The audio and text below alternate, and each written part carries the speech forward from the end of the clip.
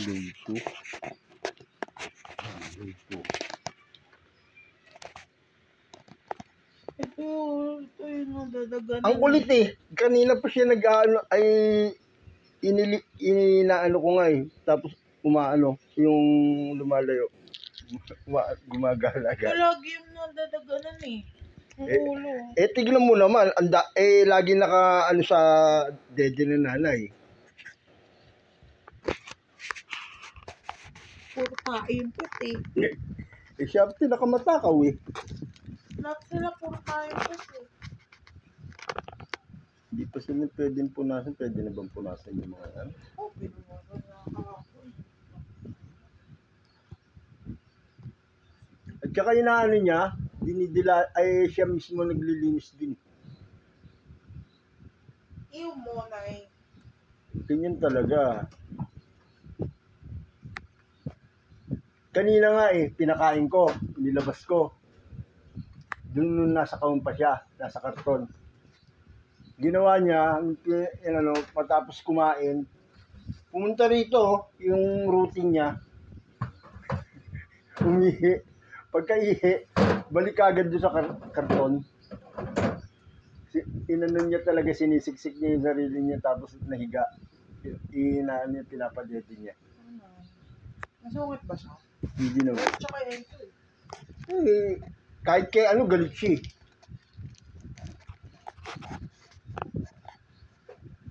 Ilang ulam.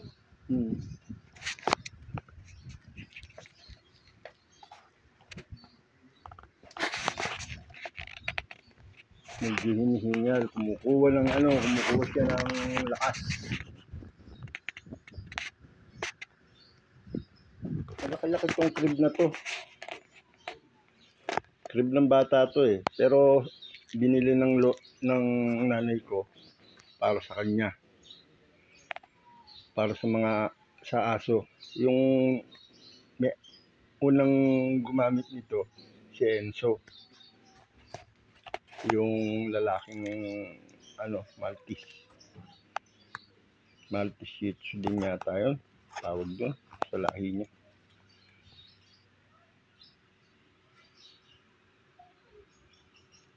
Ito Shih Tzu talaga.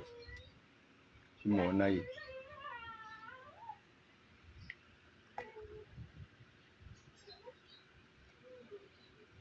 Ayan. Ganda. Nanay na siya, hindi na siya dalaga.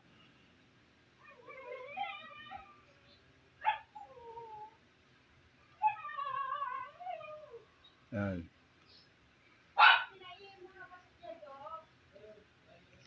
Ay, teka, hihiin ko muna pala yung ano. Ito naman ulit. Kung pulit namin aso. Bibi muna, bibi. Oh, dali! Bibi na.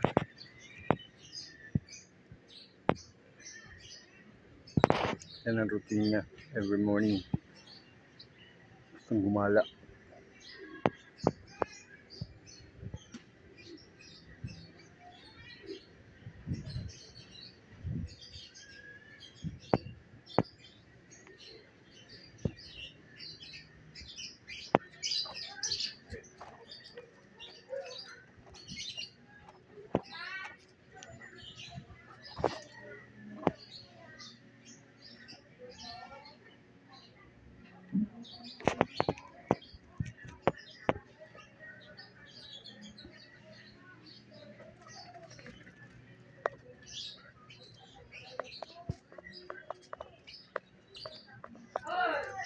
Bibi na dito na lang sa loob.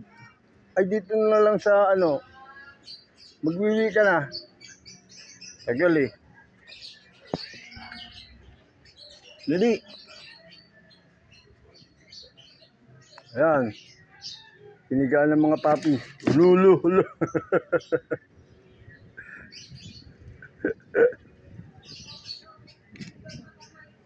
Anong gagawin mo dyan?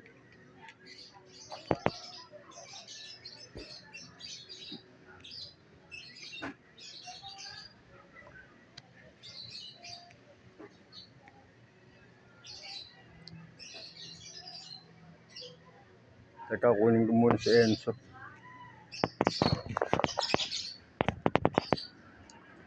Napaihi na ba yung isa?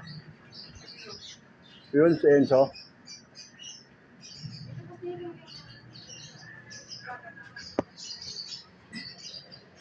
Umalis na si Malen.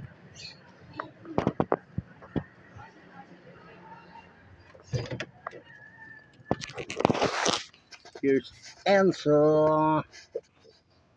Yan. Nakakulong na siya. Si Enzo. Ito ang isa pang alaga namin. Ito ang sosyal dahil siya naka-aircon.